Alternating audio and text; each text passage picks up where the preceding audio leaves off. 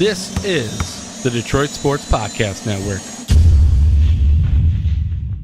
Today's episode of the Motor City Sports Rant is brought to you by The Athletic, premium coverage for passionate Detroit sports fans. Listeners of this podcast can save 30% off the first year of an annual subscription by going and visiting theathletic.com/DSP. Don't miss out. Become a reader of The Athletic. They got great in-depth features. They have great writers that are covering all the major Detroit sports teams. And this fall, they got writers dedicated to covering Michigan and Michigan State football.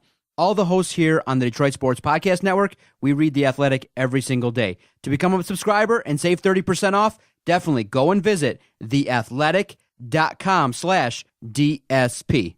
Detroit is the greatest! Straight up light you on fire for a Coney dog right now.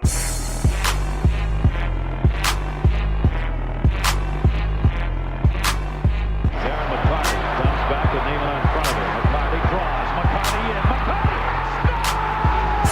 He makes it a goal! Darren McCarty!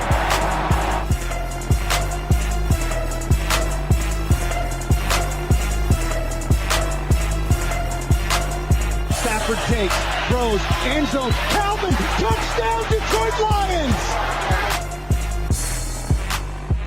Welcome, everybody, to the latest edition of the Motor City Sports Rant. I am the Doc, John Macaroon. Hopefully, Jason will be calling into this week's show. We got a lot to get to. I don't think we could have ignored what happened on Friday night. Oh, my goodness. The game that everybody calls the dress rehearsal in the preseason. Everybody was looking forward to what the Lions could accomplish, the starters versus the Tampa Bay Bucks. And my only goal was for the starters to absolutely go out there and dominate. And what we saw was absolutely laughable. Mistakes. You saw a head coach that looked like a first-year head coach. Matt Patricia did not look like an experienced guy, a guy with 14 years experience working with the Patriots and working under a genius in Bill Belichick. He did not look the part at all. When your opponent's third stringers destroy your defense, you go, what's going on here? The third preseason game was embarrassing, and embarrassing to the point where, again, people are panicked at a high level. People do not understand what's going on, and the Detroit Lions really needed to silence the critics. They needed to go out there and have a solid performance. Did they do that? No. Obviously, when Matt Patricia and the Lions offense has the ball and we want to see effective clock management, did that happen? No. And even the announcers on CBS were like, wait a minute, the Lions could have called timeout here. They could have utilized their timeouts a lot better and saved 20 seconds. Why are they so passive in this situation? And that's what happened, and everybody saw it. And then the most egregious play that everybody saw was the 62-yard field goal attempt. Obviously, people are second-guessing seeing that. People didn't want any opportunity for Matt Prater to maybe slip and fall, maybe have an injury. Why would Matt Patricia go and call that, especially late in the first half? And it was just really embarrassing. My notes were really just like, wow, the Tampa Bay Bucks were just able to, with multiple quarterbacks, slice through the defense. And I know everybody says, relax, it's not that serious, they're not game planning, but a couple players that I'll talk to Jason about really underperformed. Nevin Lawson, Jared Davis have really been underwhelming, and people are looking at them going, what the heck is going on? And I have to talk to Jason and get a sense of where the Detroit Lions are at, because it was very concerning. And in the second half of the podcast, we'll briefly preview Michigan State and Michigan's opening weekend. Very exciting times. Football is back. We are 3 days away from when you're hearing this of Michigan State opening their season on Friday night. And then Michigan will be the headliner this Saturday as they play Notre Dame under the lights at Notre Dame. And so college football is about to kick off. The fall is here, and it's going to be exciting times. Let me dial up Jason. Jason Jarvis on the line. What's going on, my friend? Not much. How about yourself? It's all good. I just started the podcast. I was talking about how everybody was shocked at that performance on Friday with the Detroit Lions. I mean, what were you thinking when you sat down, when you finally had the opportunity to sit? Third preseason game, it's the week, everybody's watching, and that performance versus the Bucs was quite laughable. I think you were probably sitting there stunned like everybody else, like, whoa, this is worse than what even our mind could have even predicted. Yeah, definitely my growing fears over the preseason, because I felt going into this training camp and really this whole season, I was fairly optimistic. I thought realistically 9-7 at least was attainable, and that's what I would expect from this team. And as the preseason started, and as we saw what they were going to be doing, some concerns started bubbling up, and it's definitely, the third preseason game is supposed to be the dress rehearsal. It's what the team is supposed to look like the most in the regular season, and they were average at best. So unless we're waiting to see this just amazing team show up come, Monday night in week 1, there's definitely going to be some serious issues going on with this team. What were the one or two things that disappointed you the most in watching that performance?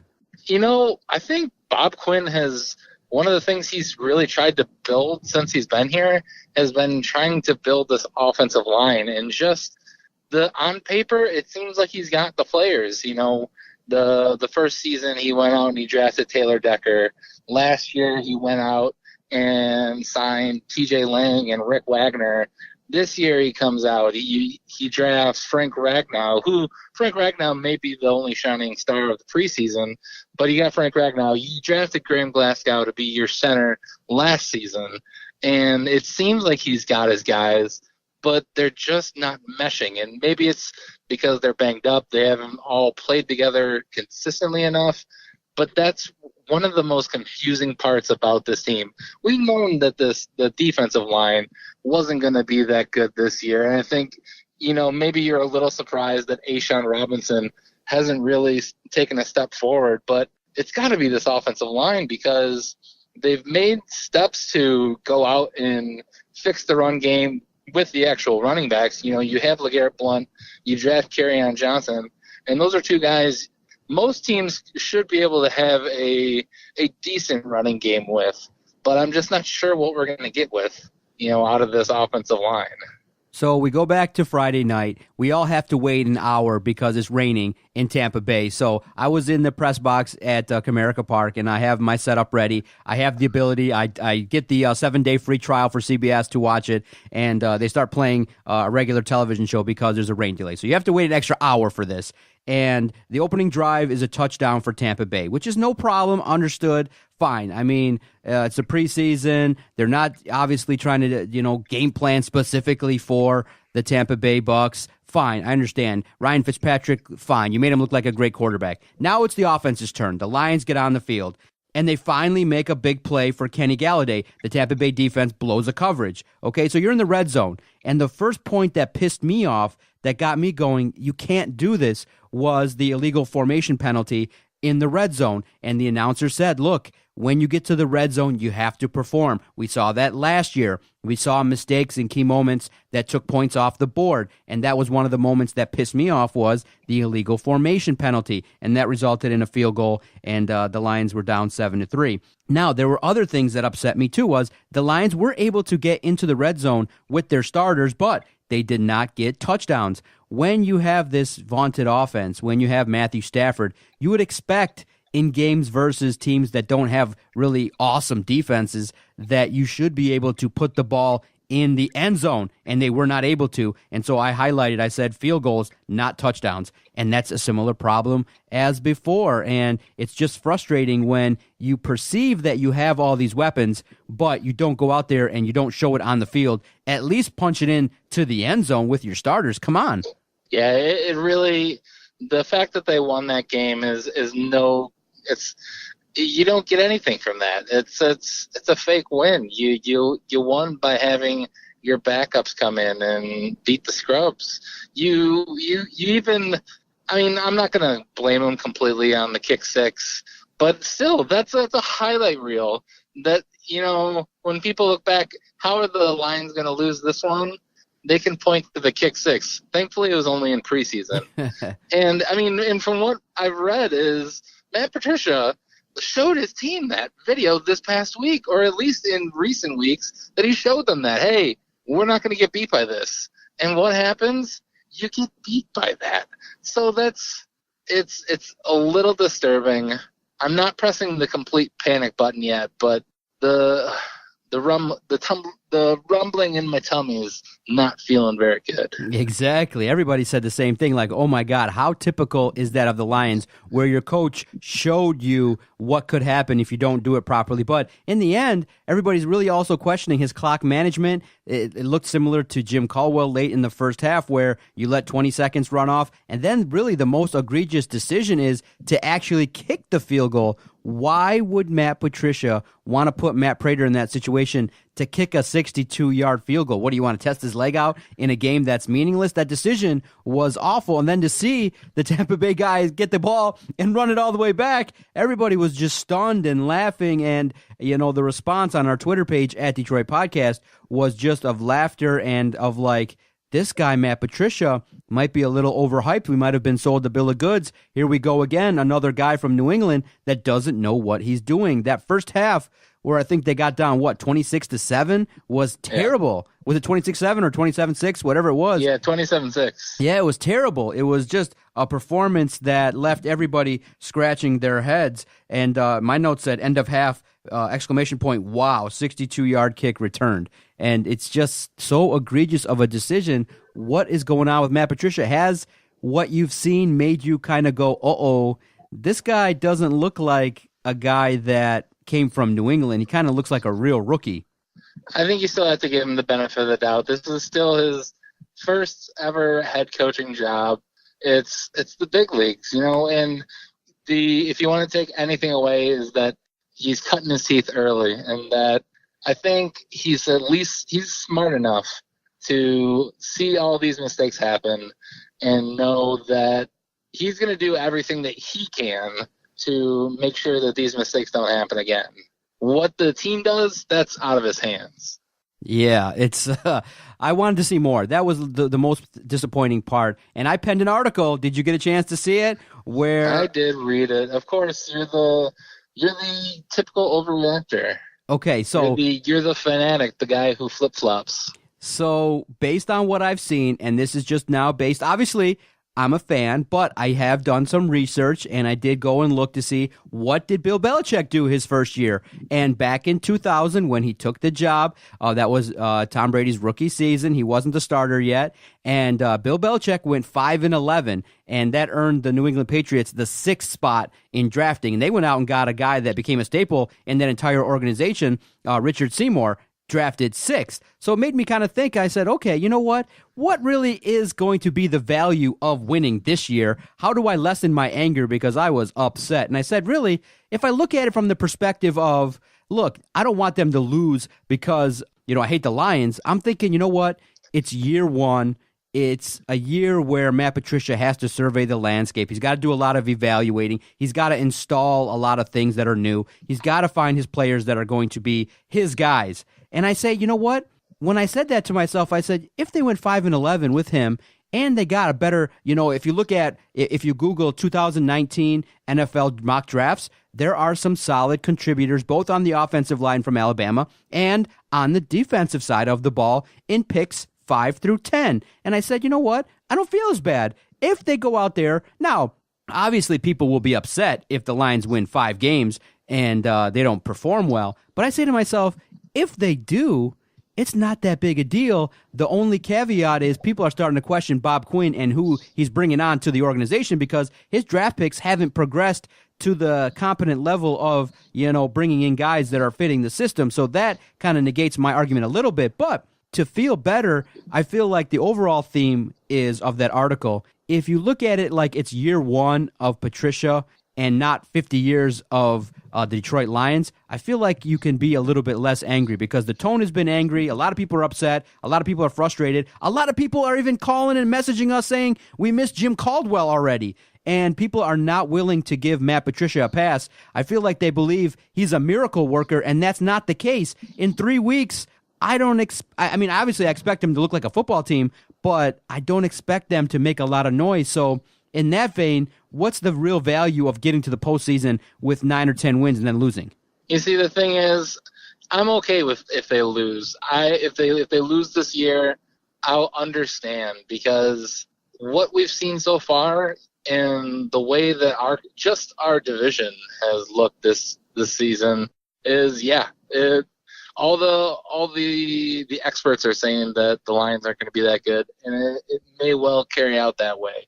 I know that we do have talent, and for me, as long as you see some progress, that's what I want to see. But what I say to you and to the fans who want to say, oh, it's okay if they go 5 wins, if they only get 5 wins, because they'll get, a higher draft pick, is that you can't have it both ways. You can't say, oh, it's fine if they lose because they get a high draft pick, and then when they actually do lose 5 games, you're pissed at them and wondering why they did this. You can't have it both ways. So stick to one side, Doc. I'm sticking to the side that says this. I don't want to be as angry at the Lions, and I'm trying to find ways to rationalize what I'm seeing. And so far, that football team looks like a 6-win team, and it looks like a team that could be really finding some troubles trying to stop opponents, especially in the division, and especially with guys that look like they're regressing. I mean, Nevin Lawson, Jared Davis doesn't look good in pass protection. He's making a lot of mistakes. He's not closing in and tackling people at the efficiency that I'd like to see. It seems like now the film is out there and opponents are picking on Nevin Lawson. Darius Slade didn't have his best game. Frank Ragnow gave up his first sack. I mean, it's a learning experience, but you look at it and you say, there's a chance this team is not going to be any good, but it just doesn't mean that Matt Patricia is a total bust. It just means that, you know what? Why be in purgatory? Why go, right now, as it stands, the Lions are projected to draft like 12th. Most people have them at like 7 and 9. And I'm like, 7 and 9, that season doesn't do nothing for the Detroit Lions. I think going 3 and 13, having a terrible year, will actually be better for the Lions to draft a little bit higher. Look, if they go 5 and 11 and they can get an impact player, a guy that can be a cornerstone like a Richard Seymour, I'm not mistaken, right? Richard Seymour was a staple, was a very effective player for the New England Patriots for years, was part of Super Bowl teams, was a staple, became he part. Was, yeah, until he got cut and then went to the Raiders. Exactly. So I'm okay in seeing that, really understanding that I will not be as angry as I think I would be thinking that. But yeah, it did look bad. I can't believe that's what the Lions put out this preseason. I would say they're even surprised that a lot of players aren't at least making more plays, putting some good film on there, right? I mean, yes, of course. So you wanted to see kind of Galladay. Preseason, or before the preseason started, I heard all this hype about Teo Redding, this undrafted rookie wide receiver who was making all these plays in the mini camps, and I've hardly seen him at all during preseason. I mean, that's the time that they're supposed to be battling for their positions, and the guy I didn't even hear about. So I'm definitely surprised this preseason. One thing I will guarantee you this entire season of the Detroit Lions is it's good. They're at least going to be fun to watch. I mean, regardless of how bad the defense is and how we don't know what this offensive line is going to be, they do have the talent. And with Matthew Stafford, Marvin Jones, Golden Tate, all the host of running backs they have, they're going to score points. It's just mathematically impossible. It's science. They can't be that awful.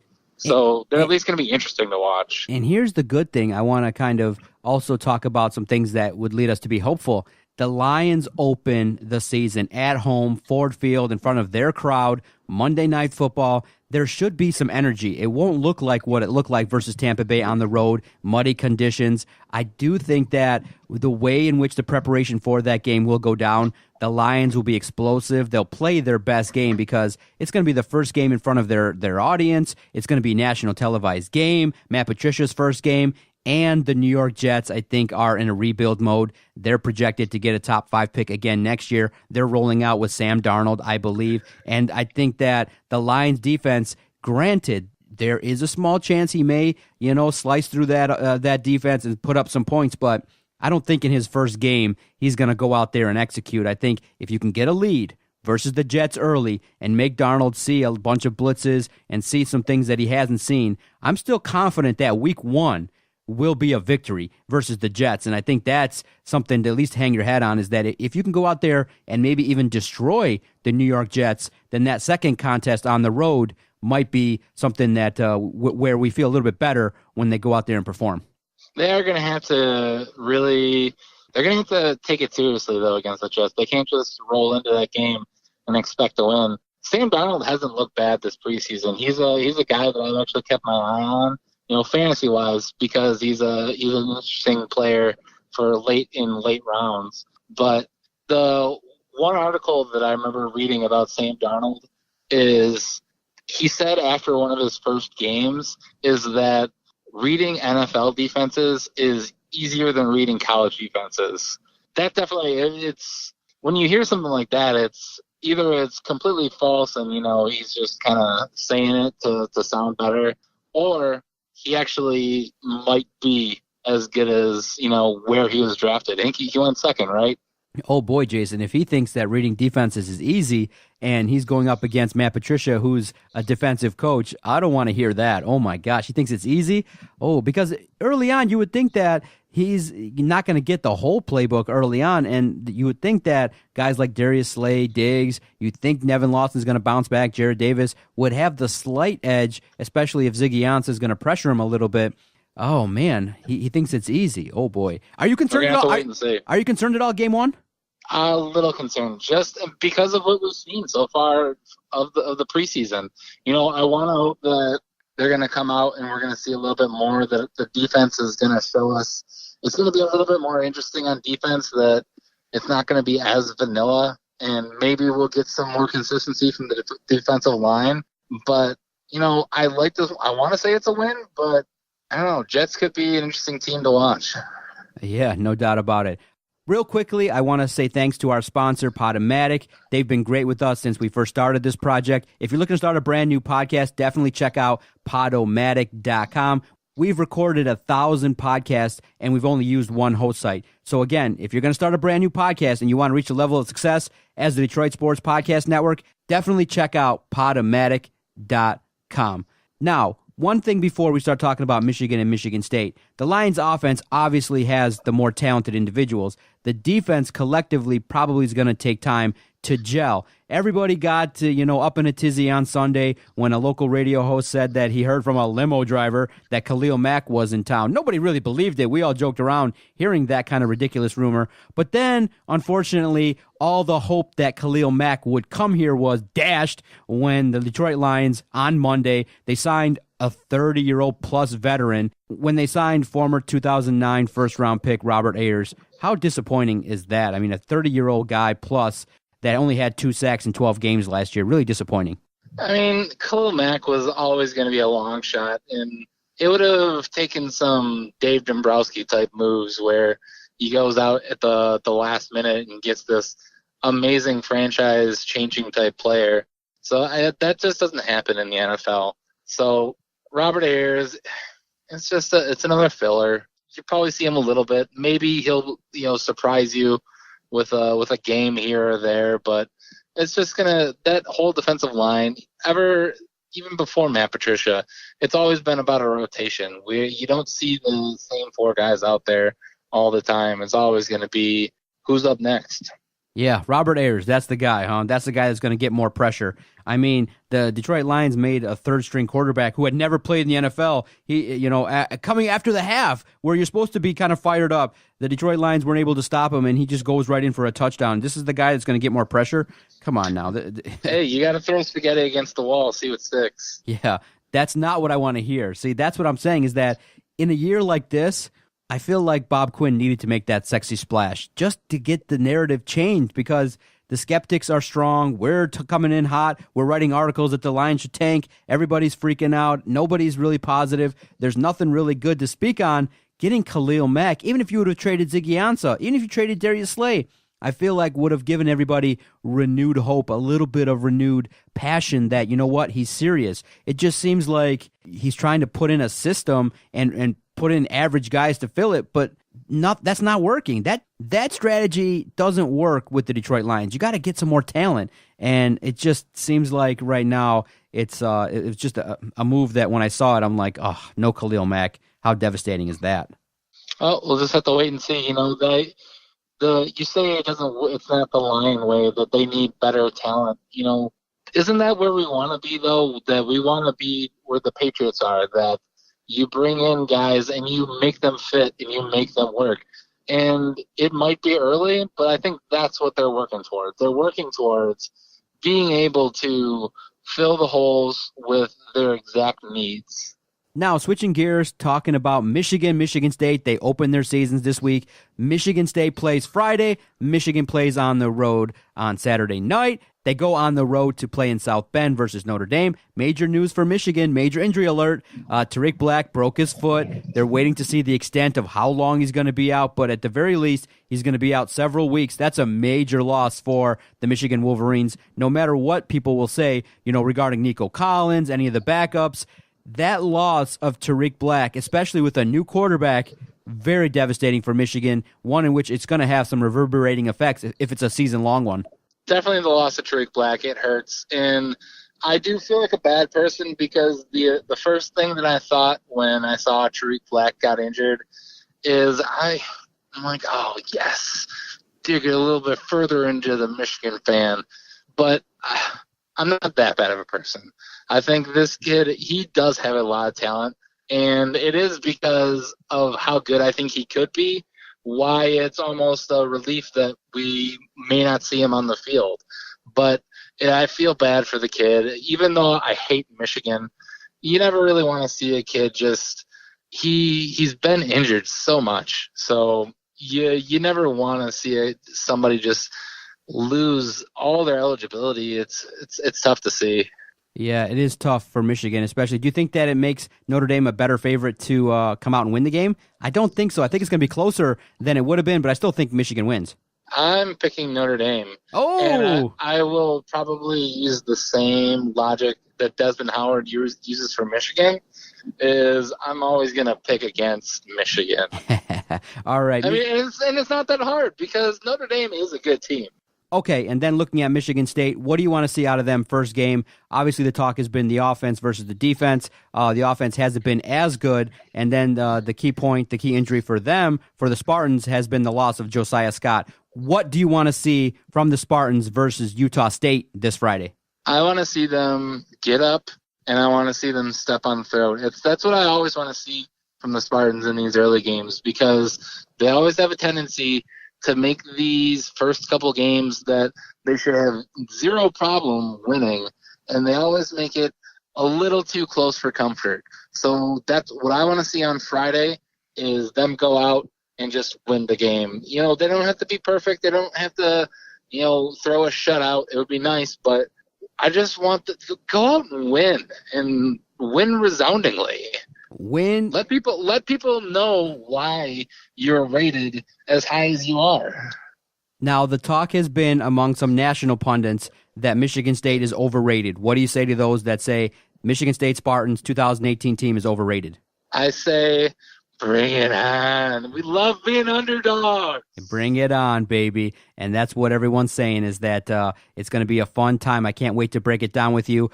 Probably at some point, maybe we'll record maybe on Tuesday and release it a little bit later, but I am hoping to break it down with you. Next week's the holiday, so we won't record that Monday, but I'm hoping to get a chance to catch up with you, break down week one, and especially have a comprehensive talk regarding the Lions ahead of the Jets game. So thank you, Jason, for chiming in. Great talk as always. You can follow Jason at Jarvie the King. He's obviously a guy that we respect here on the network, and when he gives his insights, we love to listen. So thank you so much. We greatly appreciate your time, sir. Okay, man. Later. We'll talk soon. All right. Peace. That was Jason Jarvie. Always love his passion. Love the fact that he keeps me in check. You've listened to the latest edition of the Motor City Sports Rant. Comes out every single Tuesday on the network. Free and easy way to support us. Check out our website, DetroitSportsPodcast.com. If you've heard anything that you want to comment on, if you agree or disagree with our takes, feel free, message us at Detroit Podcast. Definitely feel comfortable messaging us. We read every single comment that comes to us on Twitter at Detroit Podcast. It's greatly appreciated. Thank you for tuning in. We look forward to catching up with you after the holiday.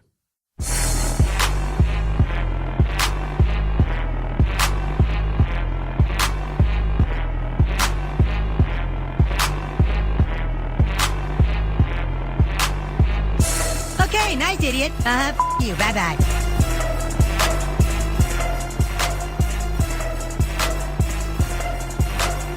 Toodaloo, motherfucker.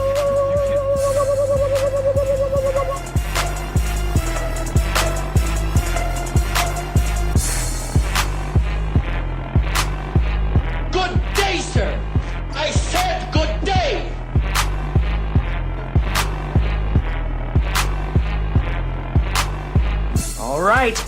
Take care now. Bye-bye then. Loser.